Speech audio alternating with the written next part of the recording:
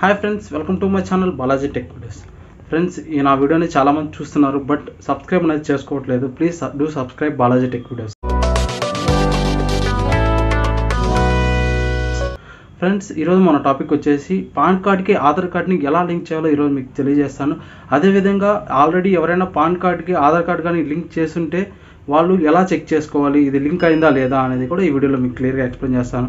And మీరు కానీ చేసుకోలేదు అంటే ఈ నెల మార్చ్ 31, 2023 ఈ నెలలోపు మనం ఖచ్చితంగా ఆధార్ కార్డ్ని పాన్ కార్డ్ లింక్ చేసుకోవాలి. చేసుకోలేదు అంటే మనకు 10,000 రూపీస్ పెనాల్టీ అనేది పడుతుంది.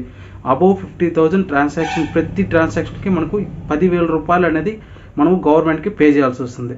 ఇప్పుడు ఎవరైనా లింక్ చేసుకోవాలి అని అనుకుంటే 1,000 రూపీస్ పే చేసి మనం ఖచ్చితంగా లింక్ అనేది చేసుకోవాలి. ఫ్రెండ్స్, ఫస్ట్ మన యొక్క ఆధార్ కార్డ్ అనేది పాన్ కార్డ్కి లింక్ అయిందా లేదా చెక్ చేసుకోవాలి.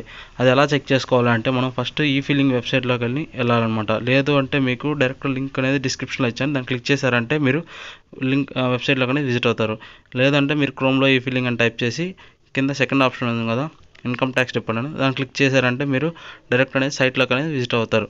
అయిన తర్వాత ఇక్కడ థర్డ్ ఆప్షన్ చూడండి, లింక్ ఆధార్, దాన్ని క్లిక్ చేసామంటే మనకు ఈ విధంగా వస్తుందన్నమాట. ఇక్కడ మన pan card and Aadhaar card details ఇచ్చి బ్లూ బటన్ ఉంది కదా, వ్యాలిడేట్ అనేది దాన్ని క్లిక్ చేయాలన్నమాట. దాన్ని క్లిక్ చేసామంటే మనకు మన యొక్క పాన్ కార్డ్ అని ఆధార్ కార్డ్ లింక్ అయితే ఈ విధంగా వస్తుందన్నమాట. లింక్ లేదు అంటే మనకు ఈ విధంగా ఇంకో డైలాగ్ బాక్స్ అనేది ఈ విధంగా కనబడుతుంది. లింక్ ఆధార్ ఉంది కదా, దాన్ని క్లిక్ చేయాలి. దాన్ని క్లిక్ చేసిన వెంటనే మనకి ఈ పే ట్యాక్స్ అని వస్తుంది. ఇక్కడ మన యొక్క pan card number, mobile number enter చేసి కంటిన్యూ అనేది క్లిక్ చేయాలి.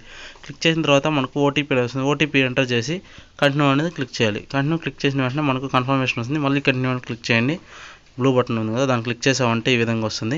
ఇందులో ప్రొసీడ్ అని క్లిక్ చేయాలి. ఇన్కమ్ ట్యాక్స్ ప్రొసీడ్ అని ఉంది కదా, ఫస్ట్ ఆప్షన్, దాన్ని క్లిక్ చేయాలి. దాన్ని క్లిక్ చేసిన వెంటనే ఈ విధంగా న్యూ పేమెంట్ అని వస్తుంది కదా, ఇక్కడ అసెస్మెంట్ ఇయర్ 23-24 క్లిక్ చేసి నెక్స్ట్ టైప్ అని ఉంది కదా, టైప్ ఆఫ్ పేమెంట్, ఇక్కడ అదర్స్ అని క్లిక్ చేయండి. ఫస్ట్ ఆప్షన్ 500 రిసిప్ట్, దాన్ని క్లిక్ చేసిన వెంటనే స్క్రోల్ చేసి కిందకి కంటిన్యూ అని ఉంటుంది. ఈ విధంగా కంటిన్యూ క్లిక్ చేసామంటే మనకు ఈ విధంగా పేమెంట్ ఆప్షన్ అనేది విజిబుల్ అవుతుంది. ఇప్పుడు మనకు ఏ విధంగా అయితే మనం పేమెంట్ చేసుకోవాలో ఆ విధంగా పేమెంట్ అనేది చేసుకోవచ్చు అనమాట. యూపీఐ ద్వారా కూడా మనం పేమెంట్ చేసుకోవచ్చు.